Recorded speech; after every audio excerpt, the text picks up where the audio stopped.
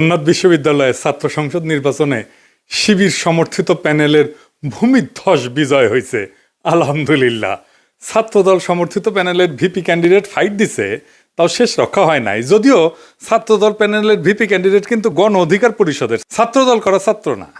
শিবির সমর্থিত প্যানেলের জন্য শুধু না, এটা জগন্নাথ বিশ্ববিদ্যালয়ের জন্য একটা ইতিহাস যে এটা জগন্নাথ বিশ্ববিদ্যালয়ের প্রথম ছাত্র সংসদ নির্বাচন। সকল জরিপ, বড় দল, বাঙ্গ মিডিয়া, বাঙ্গ সুশীল এবং গোয়েন্দা সংস্থার পরিকল্পনা ব্যর্থ করে দিল সাধারণ ছাত্রছাত্রীরা এইভাবেই। পুরনো আচার ব্যবহার দেখে এই সাধারণ ছাত্রছাত্রীরা তারা ছাত্রলীগের চাইতে কিংবা ছাত্র দলের চাইতে কিংবা অপরাপর সংগঠনগুলির চাইতে তাদেরকে ভালো মনে করেছে, ভোট দিয়েছে। আগামী 1 মাসের মধ্যেই যদি এই সমস্ত ক্যাম্পাস আবার ভোট হয়, আমি আপনাকে লিখে দিচ্ছি ছাত্র শিবির পাশ করবে না।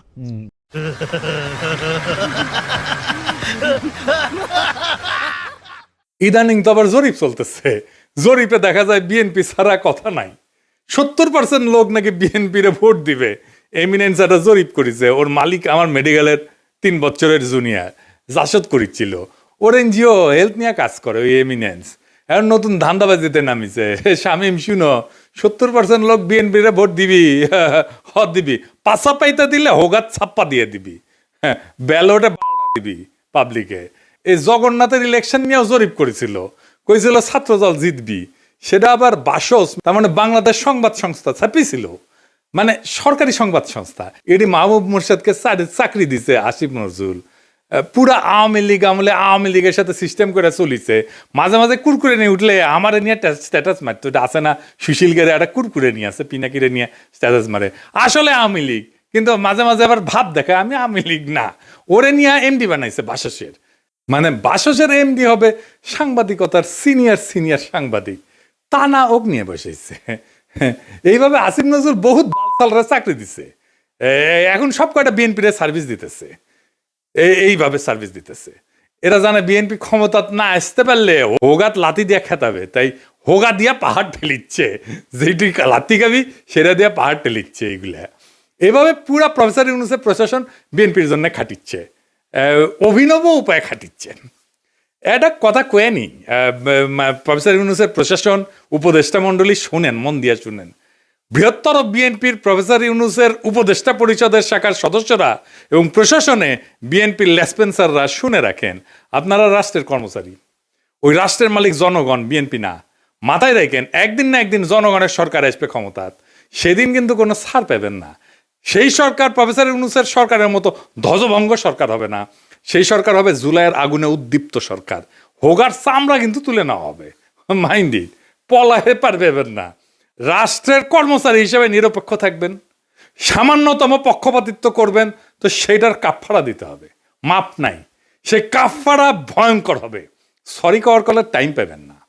এবার আসেন আমরা দেখি কেন ছাত্রদল এভাবে হারিচ্ছে আর নাম হয়েছে হারু পাট্টি। হ্যাঁ বুঝে চাও। এই আলাপগুলো আমরা অনেক আগের থেকেই করিচ্ছি। প্রথম কারণ হইতেছে তাদের দীর্ঘদিন ছাত্রদলে কোনো রিক্রুটমেন্ট নাই, নতুন ছাত্র ঢোকেনি।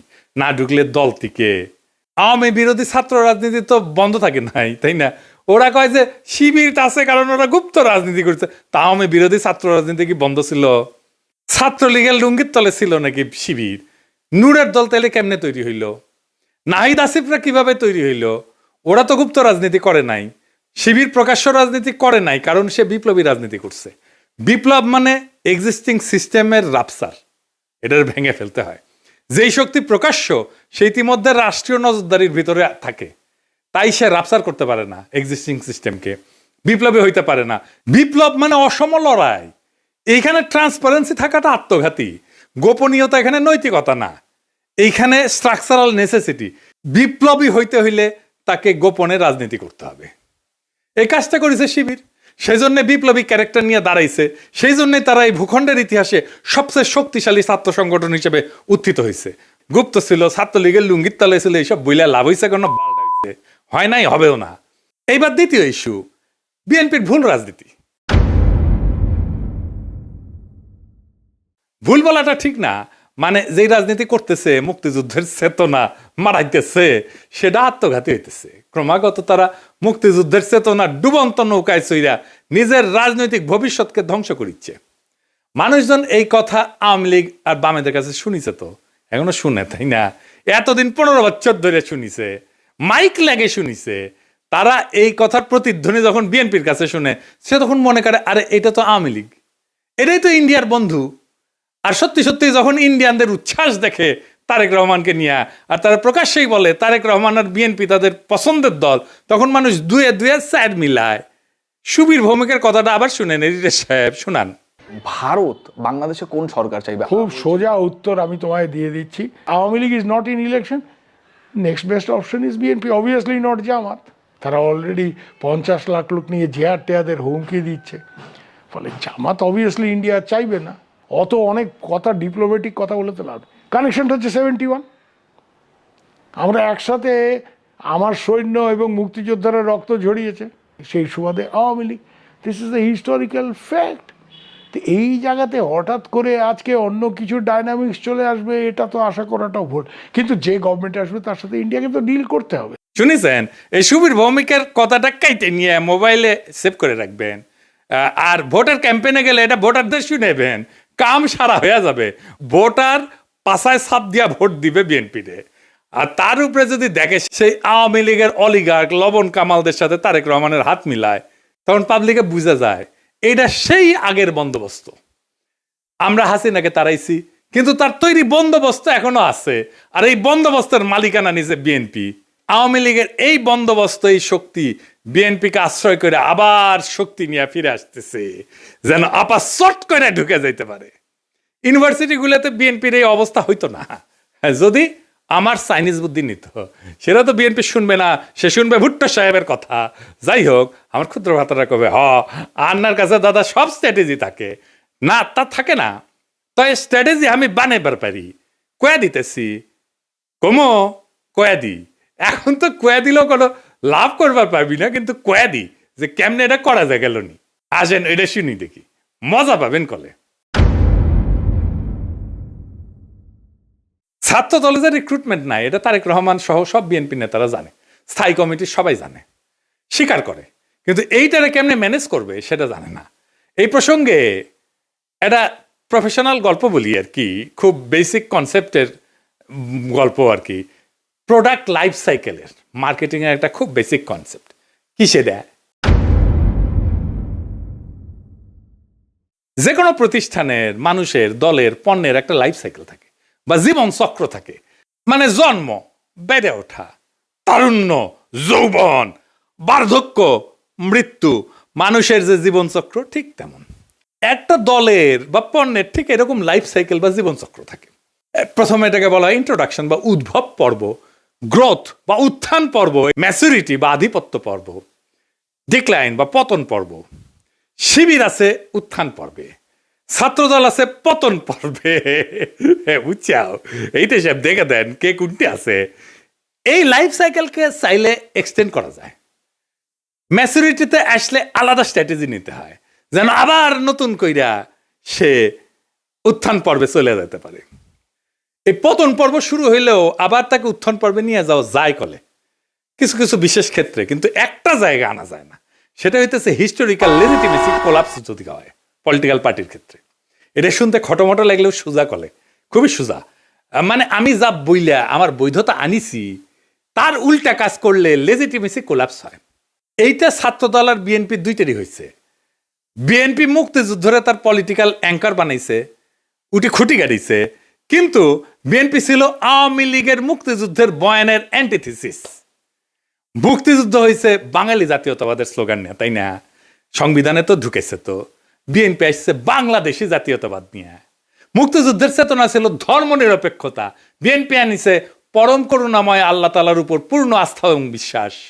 আওয়ামী মুক্তিযুদ্ধের লক্ষ্য ছিল সমাজতন্ত্র, বিএনপি কইছে না না, সমাজতন্ত্র মানে যদি হয় অর্থনৈতিক এবং সামাজিক ন্যায় বিচার, তাইলে ঠিক আছে, অন্য সমাজতন্ত্র আমি মানি না। বিএনপি ওইটা নিয়ে লেজিটিমেসি পাইছিল, ওই লেজিটিমেসি কোল্যাপস করেছে 2024-এর 5ই আগস্টের পরে, যখন মুক্তিযুদ্ধ। এই জন্যই বিএনপি জিততে পারবে না, সামনের ইলেকশনে। কিন্তু ছাত্রদল এটা ডিক্লাইন ফেজে গেছে আরো আগেই, মানে বিএনপির লেজিটিমেসি কোলাপস করার আগেই গেছে। সেই জন্য আমি কইতেছি যে কিভাবে বিএনপি যদি লেজিটিমেসির কোলাপস না হইতো তাহলে ছাত্রদলকে বাঁচাইতে পারতো, এখন সে চাইলেও পারবে না বাঁচাইতে। কেমনে পারতো?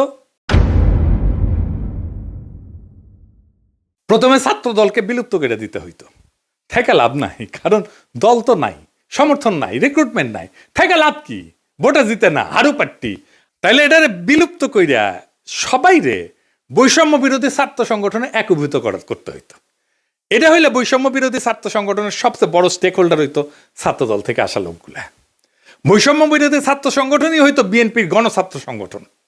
সে আরো বৃহত্তর ঐক্যের চেষ্টা করতো, ছাত্র অধিকার পরিষদকে নিত, ইনকিলাব মঞ্চকে নিত, এরকম ছোটখাটো দলগুলোকে সে ঢুকায় ফেলতো, একীভূত করে ফেলতে পারতো। তাইলে শিবিরের একটা শক্তিশালী বিরোধী দল দাঁড়াইতো। এটা হইলে শিবিরের সাথে শক্ত ফাইট দিতে পারতো, অনেক জায়গায় জিতেও যেতে পারতো। আর যে রিক্রুটমেন্টের গ্যাপ তৈরি হয়েছে সেটা পূরণ হইতো, কারণ এই বৈষম্য বিরোধী ছাত্ররা তো ছাত্র দল করে না, এরা তো নতুন তরুণ, আরো তরুণ, এরা ঢুকতো, তাইলে তার গ্যাপটা পূরণ হইতো। এখন ইলেকশন হইতেছে আর মারা খাইতেছে বিএনপি, নামই হয়ে গেছে হারু পাট্টি। এখন আমার ক্ষুদ্র ভাতারা একটা বিরাট কোশ্চেন করে ফেলতে পারে আমাকে, আমি কালে ডরে আছি। হ্যাঁ, যে কয় যদি দাদা দলে যদি এইভাবে লাইফ সাইকেলের মধ্যে যায়, উত্থান পতনের মধ্যে দিয়া যায়, তাহলে তো আমেরিকা রিপাবলিকান আর ডেমোক্রেটদের মইরা ভূত হয়ে যাওয়ার কথাই ছিল। এইগুলো তো ভালোই টিকে আছে। তো মাঝে মাঝে বুঝছাও আমার মনে হয় যে আমি দিনে 4-5টা করে ভিডিও বানাই, বেনে এগুলো ব্যাখ্যা করি। মেলা কোশ্চেন আছে সবার মাথার, তাই না? হ্যাঁ, এটা খুব ইন্টারেস্টিং প্রশ্ন করে করেছেন আপনারা, না করলেও কয়ে দিলাম, তাই না? আসেন এবার বুঝে দেখি। আমেরিকান রিপাবলিকান আর ডেমোক্রেটিক পার্টি এটা স্বাভাবিক রাজনৈতিক দল না, ওইগুলো কার্যত রাষ্ট্রের ভেতরে একটা ইনস্টিটিউশনালাইজ পাওয়ার মেকানিজম। এটা কি, এটা প্রতিষ্ঠান হয়ে গেছে, এটা দল নাই, এটা রাষ্ট্রের সাথে একীভূত হয়ে গেছে, অনেকটা চাইনিজ কমিউনিস্ট পার্টির মতো। তাই ওদের পতন হয় না, ওদের রূপ বদলায়। এই যে লাইফ সাইকেল থিওরি, যে জীবনচক্র থিওরি যেটা কইলাম, এটা কাজ করে হয়েছে, এটা ক্লাসিক রাজনৈতিক দলের মতো, ক্লাসিক রাজনৈতিক দল যেগুলো আদর্শিক দল বা ক্যারিসমেটিক লিডার আছে, যেমন মুজিবের দলের মতো, জামাতের মতো, শিবিরের মতো, কমিউনিস্ট পার্টির মতো, রেভলিউশনারি বা পোস্ট কলোনিয়াল দল কংগ্রেসের মতো, এবং দুর্বল রাষ্ট্র কাঠামোর দেশে Bangladesh, Pakistan, Africa, Latin America, এই সমস্ত জায়গায় এই সমস্ত থিওরি খাটে দলগুলোর ক্ষেত্রে।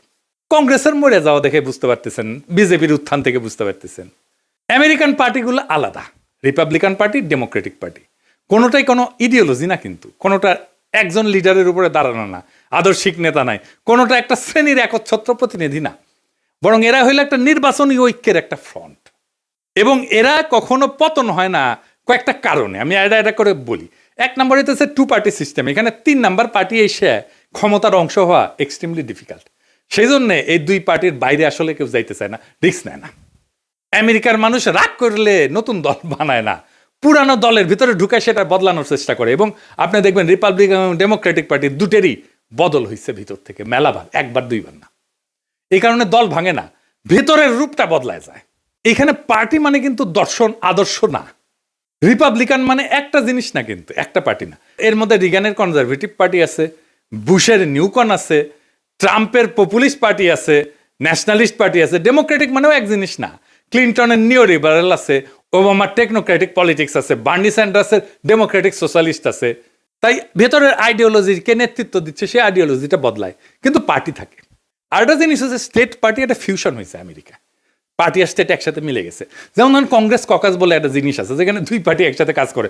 স্টেট গভর্নর নেটওয়ার্ক যেটা, সেখানে 2 পার্টি একই সাথে সমান শক্তিশালী। থিঙ্ক ট্যাঙ্ক, তারপরে যে ডোনারদের ক্লাস, মিডিয়ার যে ইকোসিস্টেম, এই সব কিছু মিলে এটা একটা সংগঠন না, এটা একটা পাওয়ার ইনফ্রাস্ট্রাকচার হয়েছে।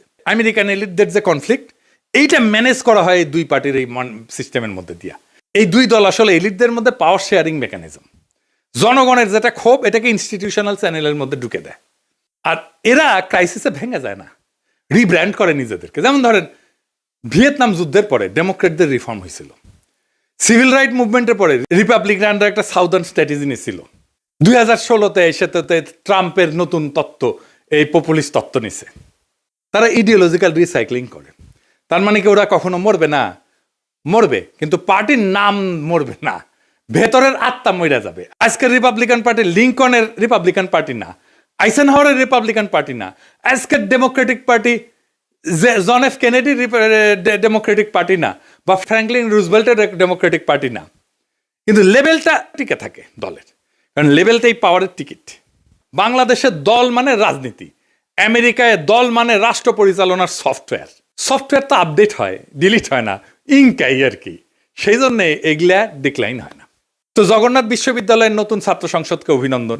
এই বিজয় কোনো দলের কিন্তু একক বিজয় না, এটা সাধারণ ছাত্রছাত্রীদের বুদ্ধিবৃত্তিক বিদ্রোহের ফল। আপনাদের সামনে কাজ অনেক। আপনাদের ক্যাম্পাসে এখনো পর্যাপ্ত ক্লাসরুম নাই, পর্যাপ্ত টয়লেট নাই, বিশেষ করে নারীদের টয়লেট নাই, স্যানিটেশন সংকট আছে, আবাসন নাই, ক্যান্টিন নাই। এই সমস্যাগুলো আজও সমাধান হয়নি, কারণ এগুলো কখনোই রাষ্ট্রের কাছে অপরিহার্য সংকট হয়ে ওঠেনি। এখন দায়িত্ব আপনাদের এই সংকটগুলোকে দাবি থেকে প্রয়োজন, প্রয়োজন থেকে অনিবার্যতায় রূপান্তর করার। রাষ্ট্র সাধারণত তখনই নৈরাচরে বসে যখন বোঝে এই সমস্যার সমাধান না হইলে স্বাভাবিক শাসন চলবে না। আমি বিশ্বাস করি ঐতিহাসিক ছাত্র সংসদ যদি সংগঠিত, ধারাবাহিক এবং নৈতিক চাপ তৈরি করতে পারে, তাইলে এই ক্যাম্পাসের বাস্তবতা বদলাইতে বাধ্য হবে। আর একটা কথা পরিষ্কার করিয়া বলি, প্রফেসর ইউনূসের সরকার এবং প্রশাসনকে রাষ্ট্রের কর্মচারীরা কারো দলীয় সম্পদ না। রাষ্ট্রের মালিক জনগণ। সময় বদলায়, সরকার বদলায়, কিন্তু দায় থেকে কেউ কিন্তু মুক্ত হয় না। আজ যারা সিদ্ধান্ত নিচ্ছেন যে আপনারা বিএনপির ক্ষমতায় আনবেন এবং বিএনপির লেসপেন্সারি করবেন, আপনাদের মনে রাখা উচিত ইতিহাস কখনো হঠাৎ বিচার করে না, কিন্তু একদিন ঠিকই হিসাব খুঁড়ে নেয়। আর এই ছাত্র সংসদের কাছে আমার প্রত্যাশা একটাই, আপনারা ভবিষ্যতের জন্য রাজনীতি তৈরি করবেন। এই ক্যাম্পাসের ভাষা যদি বদলায়, তাহলে দেশ বদলায় তো সময় লাগবে না। আশা করি আগামী ফেব্রুয়ারিতে আমাদের বন্ধুসুলভ সরকার আসলে আপনাদের যতগুলো সমস্যার কথা বললাম, এই সমস্যাগুলোর সমাধানের জন্য আমি ব্যক্তিগতভাবে আপনাদের সাথে থাকব। ফেব্রুয়ারিতে আমাদের ফ্রেন্ডলি সরকারি ক্ষমতা আসতেছে ইনশাল্লাহ। চান্দাবাজ, ধান্দাবাজ, লুটেরা, ইন্ডিয়ার নব্য লেসপেন্সারেরা ক্ষমতায় আসবে না। আমি যে এপিসোডের পরে ইনকিলাব বলি, ওইটা কিন্তু শুধু স্লোগান না। ইনকিলাব মানে বদল, ইনকিলাব মানে বিপ্লব, ইনকিলাব মানে ভেঙ্গা চুইরা নতুন ভাবে গড়ে তোলা, ইনকিলাব মানে দেশ এবং জাতির জন্য অপরিহার্য হইয়া ওঠা। ইনকিলাব জিন্দাবাদ।